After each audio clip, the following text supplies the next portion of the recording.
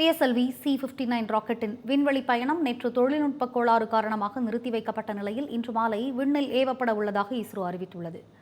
சூரியனின் புறவெளியை ஆய்வு செய்வதற்காக ஐரோப்பிய விண்வெளி ஆய்வு மையத்தின் புரோபா 3 செயற்கைக்கோளுடன் PSLV C-59 ராக்கெட்டை ஆந்திர மாநிலம் ஸ்ரீஹரிகோட்டாவில் இருந்து விண்ணில் செலுத்த இஸ்ரோ திட்டமிட்டது. நேற்று மாலை 4:08 மணிக்கு ராக்கெட் புறப்பட தயாராக இருந்த நிலையில் கடைசி நேரத்தில் அதில் தொழில்நுட்ப கோளாறு ஏற்பட்டது கண்டறியப்பட்டது. இதனால் அதன் பயணம் இன்று மாலை 4:12 மணிக்கு ஒத்திவைக்கப்படுவதாக இஸ்ரோ அறிவித்தது. புரோபா 3 செயற்கைக்கோள்கள் புவியிலிருந்து 60,500 கிலோமீட்டர் தொலைவில் சுற்றுவட்ட பாதையில் நிலைநிறுத்தப்பட உள்ளன.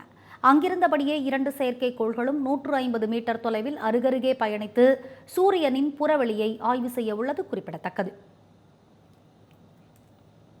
திமுக அரசின் நலத்திட்டங்களை மக்கள் பாராட்டுவதால் எதிர்க்கட்சி வயிற்றெரிச்சலில் உள்ளதாக முதலமைச்சர் ஸ்டாலின் விமர்சித்துள்ளார். வடசென்னையில் 1383 கோடி ரூபாய் மதிப்பிலான 79 திட்டங்களை முதலமைச்சர் தொடங்கி வைத்தார். பின்னர் உரையாற்றிய அவர், கடந்த ஆட்சியில் சென்னையில் மழை வந்தாலே எப்போது நிலைமை சீராகும் என மக்கள் தவித்ததாகவும் ஆட்சியாளர்களை களத்தில் பார்க்க முடியாது எனவும் கூறினார்.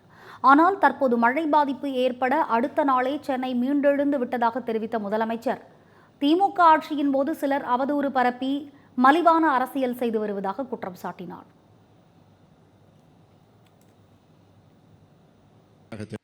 விரைவில் இந்த பாதிப்பிலிருந்து நிச்சயமாக நாம் மீண்டு வருவோம்.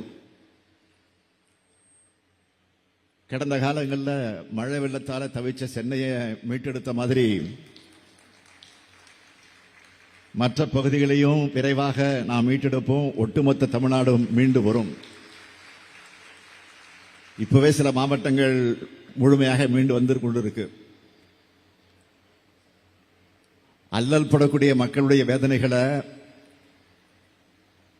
அவதூறு பரப்பி ஆதாயம் தேடலாம்னு சிலர் மலிவான அரசியலில் ஈடுபடுறாங்க.